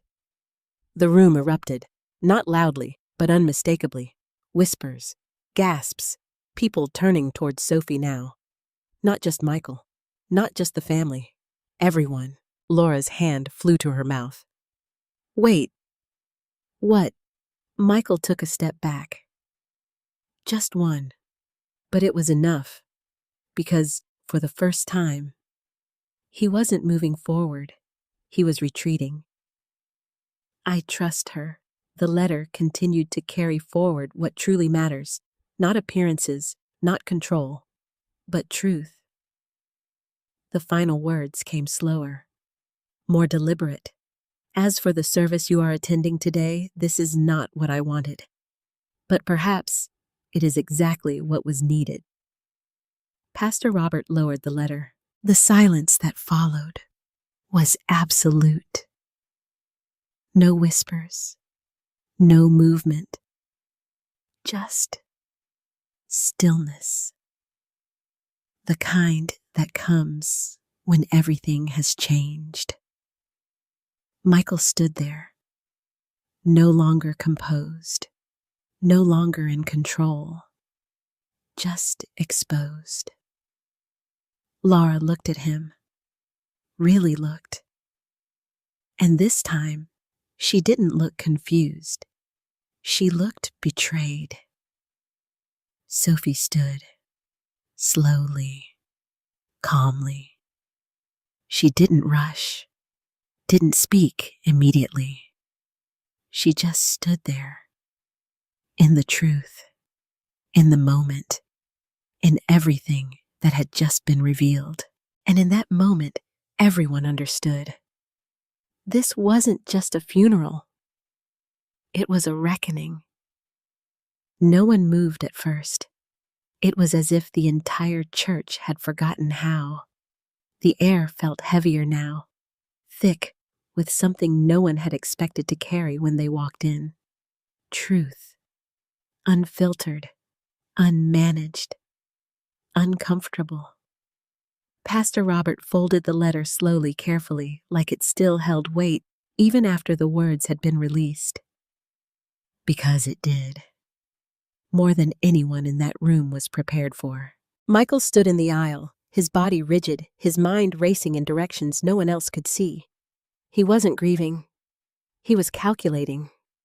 Damage, reputation, control. How to recover it, how to take it back. This he finally said, his voice tight. This was not authorized. The words sounded weak the moment they left his mouth. Because authority had already shifted. It wasn't his anymore. Sophie turned her head slightly, looking at him not with anger, not with triumph, but with something far more unsettling. Clarity. It was requested, she said. Simple, final. Michael shook his head. No, he said quickly. This is being misinterpreted. My mother, she wasn't in the right state of mind when she wrote that. A murmur passed through the crowd. It was the first attempt, the first move, undermine credibility, redirect doubt. But something had changed. People weren't accepting it so easily. Because doubt works best when there is no evidence. And now, there was. Pastor Robert spoke again, his voice calm but firm. The letter was written, clearly signed and witnessed, he said. And the documentation she referenced has been verified. Michael turned sharply. Verified by who he demanded. The pastor met his gaze. By professionals, he replied, including her legal counsel. That landed hard, because now this wasn't just a family disagreement. This was something official, something documented, something that couldn't simply be explained away. Laura stood slowly, her face pale, her hands trembling slightly. Michael, she said, her voice barely above a whisper. He didn't look at her. He couldn't, because looking at her meant acknowledging what she might see and what she might begin to understand. You need to say something, she continued louder now. Her voice carried, not controlled, not measured, real. He turned to her then, finally. There's nothing to say, he replied quickly. This is a misunderstanding. But even as he said it, it didn't sound convincing. Not anymore. Is it? Laura asked. The question hung between them, sharp, direct, dangerous, because for the first time she wasn't following his lead. She was questioning it. Sophie stood up fully now, her presence grounded, unshaken. There are records, she said calmly, detailed ones. Michael looked at her, his expression tightening. You went through her private documents, he snapped. No, Sophie replied evenly. She asked me to. Another shift, another crack. Because now intent was clear. This wasn't an accident. This wasn't confusion. This was preparation. Deliberate, thoughtful, planned. She trusted me, Sophie added. The words landed quietly, but they echoed, because everyone in that room understood what they meant. Not just trust, choice. Julian had chosen. And that choice had consequences. Laura took a step back, shaking her head slightly. I didn't know, she said. Her voice was softer now. Not defensive, not distant. Just lost.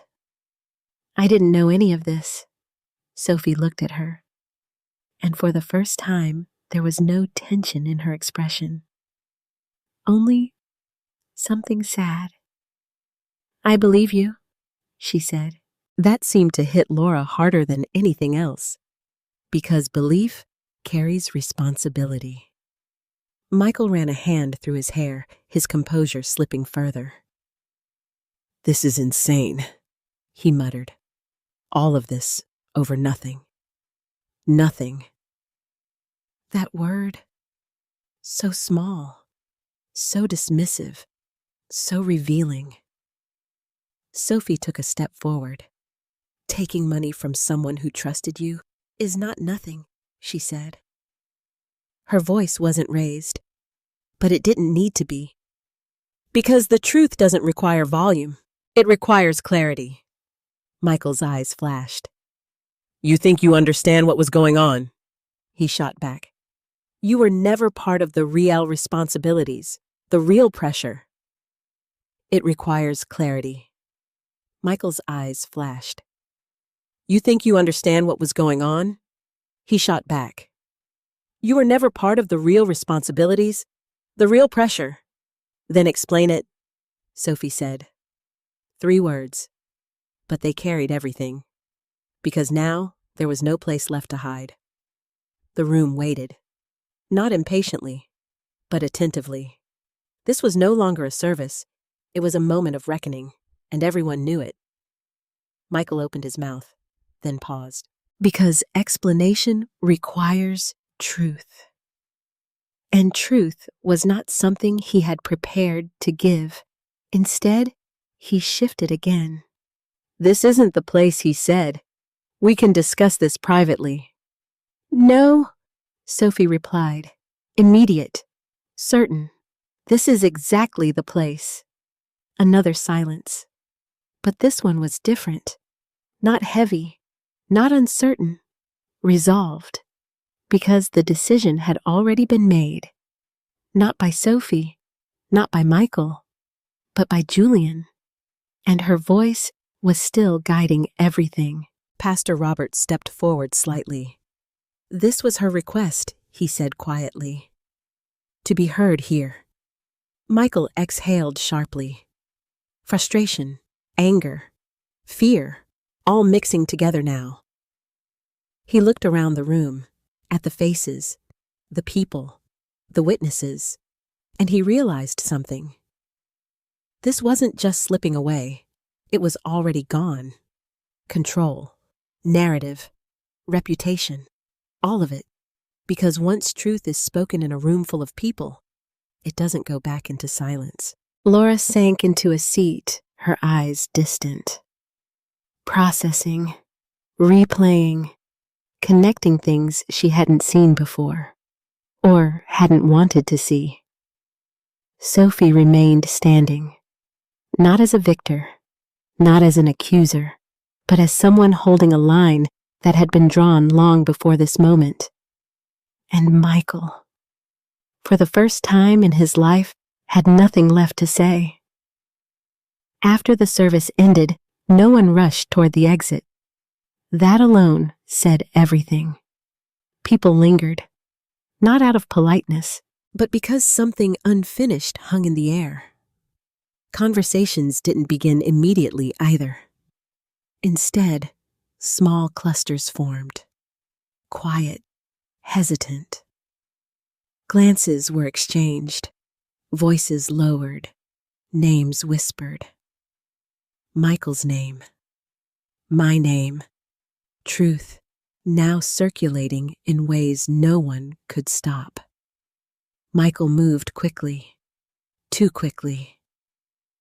"I need to speak with you," he said sharply to Sophie, his voice tight with urgency. She didn't react right away. She remained where she was near the front pew, her posture calm, her hands resting lightly against the back of the bench. "No," she said. The word wasn't loud, but it carried. People nearby turned their heads. Michael's jaw clenched. "This is not a conversation for an audience," he said through his teeth. Sophie finally turned to face him. "You're right," she replied, "but you already had your audience." That hit, not like an accusation, like a fact. Michael glanced around. Too many eyes, Too many people pretending not to listen. But listening anyway. Then come outside, he said, lowering his voice. Sophie studied him for a moment, then nodded. Fine. They stepped out of the church together. Laura hesitated before following. She didn't want to, but she couldn't stay behind either. Not anymore. Outside, the air felt different, cooler, sharper, like something had been cleared, but not resolved. Michael stopped near the steps, turning abruptly. What exactly do you think you're doing? He demanded. His composure was gone now. No more polished tone, no more controlled image, just frustration. Raw, visible. Sophie didn't flinch. I'm doing what she asked me to do, she said. You're destroying this family, he snapped. That word again. Family. Used like a shield, like a weapon. Sophie tilted her head slightly. No, she said calmly. That already happened. Laura stepped closer, her voice trembling. Can someone please explain what's going on? She asked. Her eyes moved between them, desperate, confused, afraid of the answer, but needing it anyway. Michael turned to her quickly. There's nothing to explain, he said. Mom was confused. Stop, Sophie said, not loudly, but firmly enough to cut through him. Laura looked at Sophie now, really looked, and for the first time, she chose to listen to her instead. What happened? Laura asked. Sophie took a breath, not because she didn't know what to say, but because she understood the weight of saying it. Grandma trusted him, she said, nodding toward Michael. With her finances, her accounts. Laura's face tightened, and he used that access to move money into accounts she didn't approve, for things she didn't agree to. Laura blinked, once, twice, trying to process. That's not, Michael began. It is, Sophie interrupted. Calm, precise. There are records, verified ones. Laura turned back to Michael. Her voice was quieter now, but more dangerous. Is it true? The question hung between them. This wasn't a crowd anymore. This wasn't a performance. This was personal, direct, unavoidable. Michael's eyes shifted. Just slightly, and that was enough. Because truth doesn't always reveal itself in words. Sometimes it reveals itself in hesitation. It's more complicated than that, he said finally. Not denial, not confirmation, but something in between. And that was worse. Laura stepped back as if the ground had shifted beneath her. How long? She asked. Michael didn't answer. How long? She repeated louder this time. Laura. How long, Michael? Her voice cracked now, emotion breaking through. Months, she pressed. Years. Michael exhaled sharply. I was managing things, he said defensively. Handling expenses, investments. That's not what I asked, she snapped. Silence, then quietly, over a year. Laura closed her eyes, just for a moment, and when she opened them again, something had changed. Not confusion anymore, not uncertainty, clarity, the same clarity Sophie had. You took from her, she said. It wasn't a question. It was a realization. Michael ran his hands over his face. I was going to fix it, he said. I had plans. After she died, Sophie asked. The words cut clean. Precise, because that was the truth he hadn't said out loud. Michael didn't answer. Because he couldn't. Because now there was no version of this story that made him look like anything other than what he was. Laura shook her head slowly. I trusted you, Michael didn't answer. Because he couldn't. Because now. There was no version of this story that made him look like anything other than what he was. Laura shook her head slowly. I trusted you, she said. He looked at her. Finally. I know, he replied. And you lied, she added. I didn't. You did, she said firmly. To her, to me, to everyone. The space between them widened. Not physically, emotionally. And there are distances you can't close once they exist. Sophie stepped back slightly. Not to leave, but to give the moment room to breathe. Because this wasn't her confrontation anymore. It was theirs. Michael looked at both of them, his voice softer now, almost pleading. I didn't think it would matter, he said, and that was the most honest thing he had said all day. Sophie felt it immediately, because that wasn't an excuse. That was a belief. A quiet, dangerous belief. Laura stared at him. It mattered to her, she said. He didn't respond. Because now, he understood. Not fully, not deeply, but enough. Enough to feel the consequences. Behind them, the church doors opened. People began to step outside. Slowly, carefully. As if unsure whether they were stepping into a normal day or something entirely different. And in a way, they were. Because the story had changed. Not just for Michael, not just for Laura, but for everyone who had witnessed it. Truth had been spoken, publicly, irrevocably, and now there was no going back. The days after the funeral were quieter than anyone expected. Not peaceful, just quieter. The kind of quiet that follows something irreversible. Michael didn't return home that night. No one said it out loud, but everyone noticed. Laura stayed at the house, not because she felt comfortable there, but because leaving would have felt like avoiding something she could no longer ignore. Sophie arrived the next morning. She didn't knock, not out of disrespect, but because this house, my house, had always been open to her in a way it had stopped being for others. Laura was sitting at the kitchen table when Sophie walked in. A cup of coffee sat untouched in front of her. Cold, like she had made it hours ago and forgotten it existed. Hey, Sophie, said softly. Laura looked up. Her eyes were tired, not from sleep, from thinking.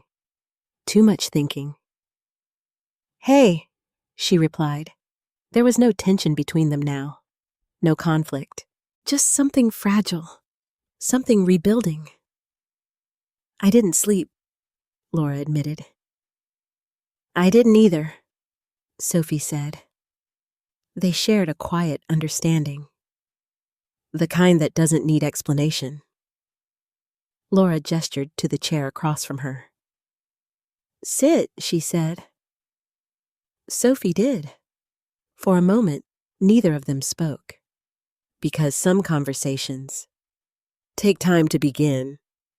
I keep replaying everything Laura said finally, trying to figure out how I missed it. Sophie didn't interrupt, didn't rush to fill the silence. She just listened, like she always had. I thought he was responsible, Laura continued. The one who had everything under control. Sophie nodded slightly. That's how he wanted to be seen. Laura let out a slow breath. I should have been paying attention. The guilt was there, heavy, immediate, and dangerous. Sophie leaned forward slightly. You weren't there, she said gently. Laura shook her head. That's not an excuse. No, Sophie agreed. But it's part of the truth. Laura looked at her. What do you mean? Sophie paused for a moment, choosing her words carefully. Grandma didn't tell you everything she said. Laura frowned. Why not? Because she didn't want to burden you, Sophie replied, and because she knew you would avoid it. That stung. But it was honest, and Laura knew it. I've always been like that, she admitted quietly. Sophie didn't disagree, because she didn't need to. The truth had already been accepted. What happens now? Laura asked. That question, it carried more than logistics, more than paperwork. It carried consequence. Sophie leaned back slightly. There's going to be an investigation? The truth had already been accepted. What happens now? Laura asked. That question, it carried more than logistics, more than paperwork. It carried consequence. Sophie leaned back slightly. There's going to be an investigation, she said. The lawyer already filed the documentation. Laura's eyes widened slightly. An investigation? Sophie nodded. This isn't just about family anymore. Laura looked down at the table, her fingers tracing the edge of the coffee cup. He's still my brother, she said. I know, Sophie replied. And she forgave him, Laura added. Sophie nodded again. She did. Laura looked up. So, what does that mean? That was the question, the one that didn't have a simple answer. Because forgiveness doesn't erase accountability. It means she let go of anger, Sophie said slowly. Not truth, not consequences.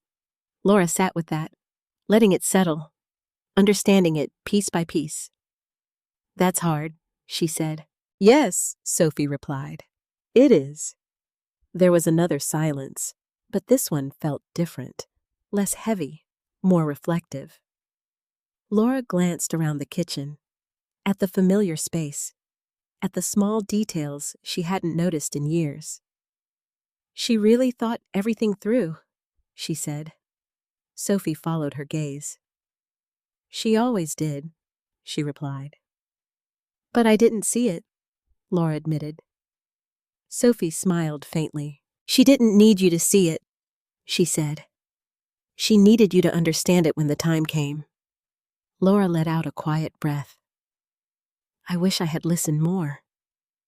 Sophie didn't respond right away. Because regret is something you don't rush through. You're listening now, she said finally. Laura nodded. I am. Across town, Michael sat alone in his office. The blinds were closed, the room dim. His phone buzzed on the desk in front of him. Again and again. Calls, messages, voicemails. He didn't answer, didn't listen, didn't respond. Because he already knew. The news had spread, not through headlines, not through public statements, but through people, through conversations, through whispers that traveled faster than anything official ever could. His reputation, the one he had built so carefully, was cracking, not collapsing yet, but weakening, and he could feel it. He leaned back in his chair, staring at the ceiling, trying to think, trying to plan, trying to find a way to regain control.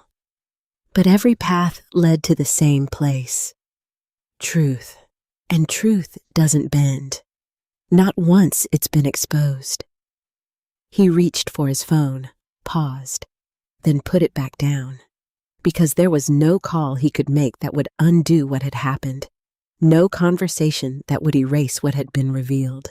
For the first time in his life, he had to sit with it, all of it, what he had done, what it meant, and what came next. Back at the house, Sophie stood in the hallway, looking at the door to my bedroom. She hadn't gone in yet, not since the funeral, not since everything had been revealed. Laura approached quietly. You don't have to do it today, she said. Sophie shook her head slightly. I do. She opened the door slowly. The room was exactly as it had been. Nothing moved, nothing changed, but everything felt different, because now it was a memory, not a presence. Sophie stepped inside, walked over to the dresser, and opened the drawer, the one with the envelopes. She picked up the second letter, the one meant only for her.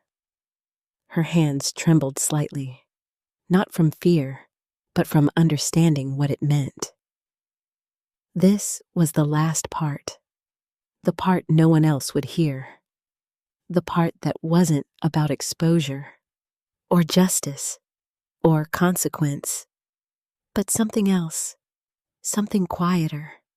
She sat on the edge of the bed, took a breath, and opened it. Sophie unfolded the letter slowly. The paper was familiar, the handwriting unmistakable, steady, careful, intentional, just like everything I had done in those final weeks. She took a breath before reading, not because she was afraid, but because she understood. This wasn't just a letter, it was a final conversation, one that belonged only to her. My dear Sophie, if you are reading this, then everything has already happened the way I hoped it would. Not perfectly, not gently, but truth rarely arrives that way, and that's all right, because what matters is not how it was received, but that it was finally heard. Sophie's fingers tightened slightly around the page.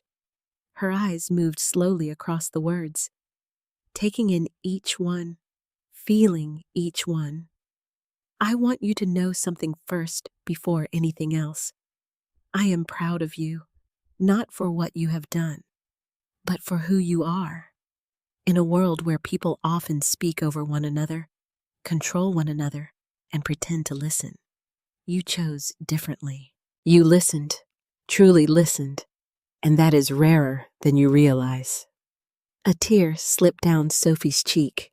She didn't wipe it away. She let it fall, because it belonged there. I saw you, Sophie, even when others didn't, even when you doubted yourself. I saw your patience, your kindness, your strength, not the loud kind, but the steady kind. The kind that stays when things become difficult. The kind that doesn't leave.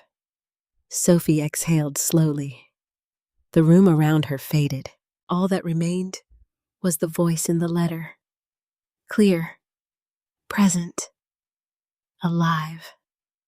I know what happened at the service was difficult. Not just for them, but for you. Standing in truth is not easy. It never has been, and it never will be. But it is always necessary. Not to hurt others, but to stop the cycle of silence. She closed her eyes for a moment, letting those words settle, because they explained something she hadn't fully understood until now. This was never about revenge. It was about ending something. I forgave your uncle. I want you to understand that. Not because he deserved it, but because I deserved peace. Forgiveness is not about releasing others from consequence. It is about releasing yourself from carrying their actions. And I needed that. Sophie nodded faintly, even though no one could see her, because she understood more than she had before. I gave you what I did in my will for a reason, not because you needed it, but because I trust you with it.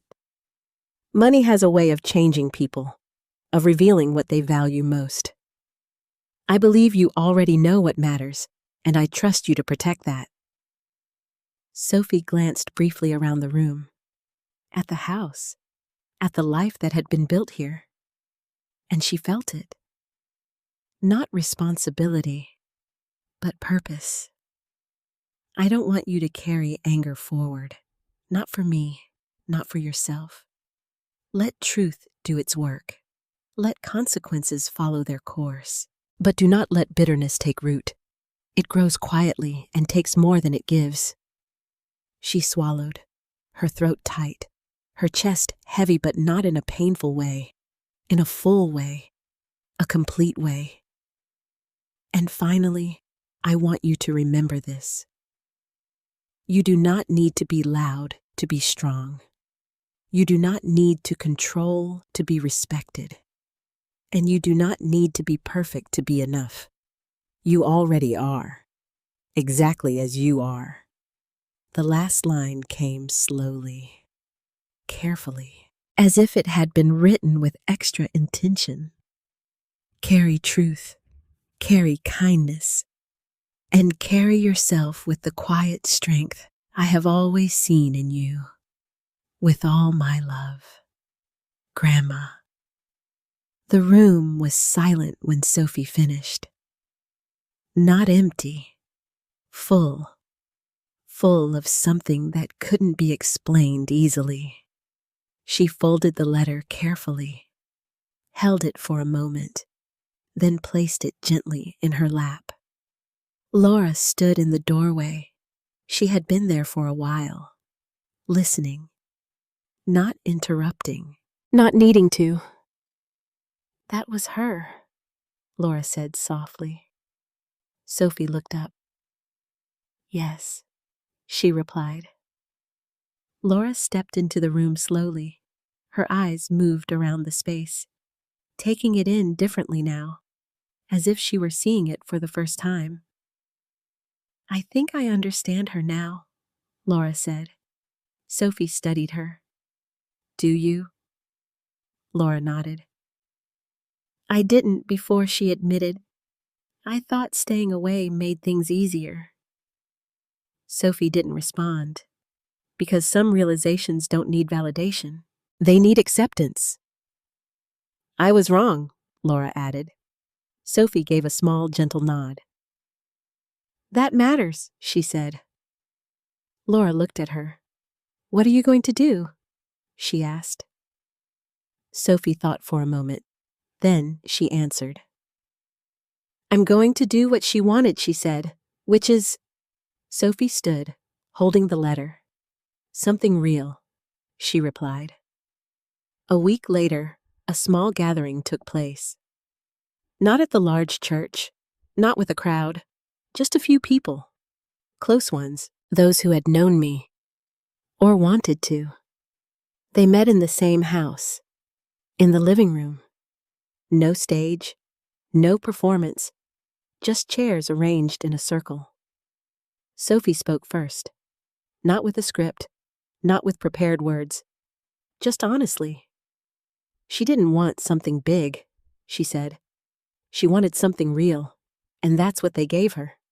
Stories were shared, not perfect ones, not polished ones, but true ones. Laughter came, so did tears.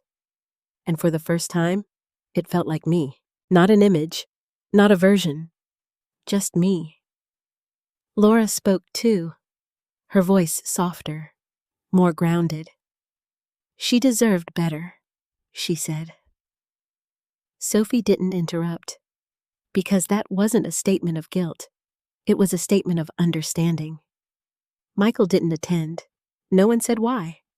But everyone knew, and that too was part of the truth. As the evening ended, Sophie stood by the window, looking out at the quiet street, the same one I had watched for years. Laura joined her. It feels different, Laura said. It is, Sophie replied. They stood there for a moment, side by side, not perfect, not healed completely, but beginning.